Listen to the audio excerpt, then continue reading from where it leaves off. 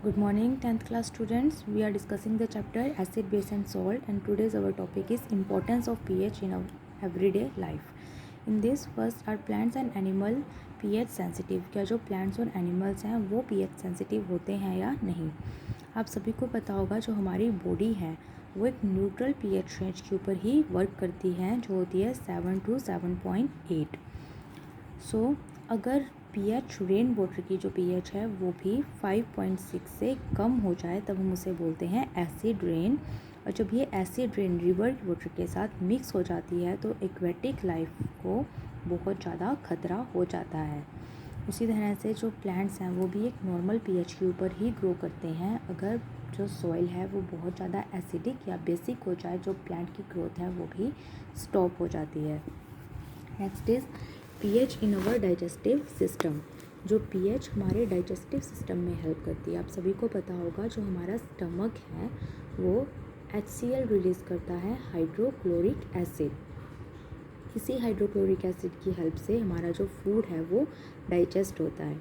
But sometimes जो हमारा stomach है वो बहुत ज़्यादा अमाउंट में एसिड रिलीज़ करना शुरू कर देता है जिस वजह से हमारे स्टमक में पेन और इरिटेशन हो जाती है। तो उसे न्यूट्रलाइज करने के लिए हमें एंटासिड्स लेने पड़ते हैं। The example of antacid is milk of magnesia. Milk of magnesia उस एसिड को न्यूट्रल करके हमारे स्टमक के अंदर की बर्निंग को ठीक कर देता है। Next is pH change is a cause of tooth decay. अब आप सभी को पता होगा कि जो हमारा टूथ डिके है वो तब स्टार्ट होता है जब हमारे माउथ के अंदर एसिड बढ़ जाता है। और वो कब बढ़ा हुआ माना जाता है? जब पीएच रेंज 5.5 से कम हो जाती है। Enamel is the most hardest substance in the tooth. जो टूथ है उसके ऊपर जो इनेमल है वो सबसे ज़्यादा हार्डेस्ट सब्सटेंस है, वो वाटर के अंदर डिसॉल्व नहीं होती है। बट जब एसिड की पीएच रेंज 5.5 से कम हो जाती है तो इनेमल की भी डिग्रेडेशन शुरू हो जाती है। तो इसके लिए सबसे बेस्ट मेथड है कि हमें हमारे माउथ को क्लीन करना चाहिए। जब भी हम खाना खाएं, खाना खाने के बाद माउथ वॉश करना बहुत ज़रूरी है। उसी तरह से हमें टूथपेस्ट यूज़ करना चाहिए ताकि हमारा जो एसिड फूड है जो फूड की वजह से एसिडिक कैरेक्टर माउथ के अंदर इंक्रीज़ हो गया वो न्यूट्रलाइज हो जाए। Now self defence by the animals and plants through the chemical warfare. जैसे बी स्टिंग्स हैं, वास्प हैं, अगर वो हमें काट लें तो हमारे उस एरिया पर बर्निंग सेंसेशन शुरू हो जाते हैं क्योंकि बी स्टिंग के अंदर क्या होता है? Methanoic acid. जो मिथेनोइक एसिड है उसकी वजह से बर्निंग शुरू हो जाती है, इरिटेशन शुरू हो जाती है। तो इस तरह से जो एनिमल्स हैं वो भी खुद को प्रोटेक्ट करके रखते हैं बाय रिलीजिंग दी एसिड्स। तो हमारी नेचर के अंदर इसका सबसे बेस्ट एग्जांपल है that is nettle and dog plant.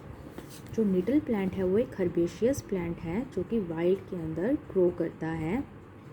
इसके स्टिंगिंग से बहुत ज़्यादा बर्निंग सेंसेशन प्रोड्यूस होती है क्योंकि ये मिथेनोइक एसिड रिलीज़ करता है। बट उसी के साथ प्रेजेंट होता है डॉग प्लांट। अगर निटल प्लांट की एक्सीडेंटली हमारे जो स्टिंग्स हैं वो लग जाती हैं तो अगर हम उसके ऊपर डॉग प्लांट की लीव्स रगड़ लेंगे तो वो न्यूट्रलाइज हो जाएगा और जो बर्निंग है वो भी बिल्कुल ठीक हो जाएगी। Next, there are some natural resources and the acid released by them. For example, vinegar releases acetic acid, orange citric acid, tamarind imli tartaric acid, tomato oxalic acid, curd lactic acid, lemon citric acid, ant sting methanoic acid and needle sting methanoic acid. So students, you have to learn the importance of pH and some naturally occurring acids and write down these on your notebooks. Thank you.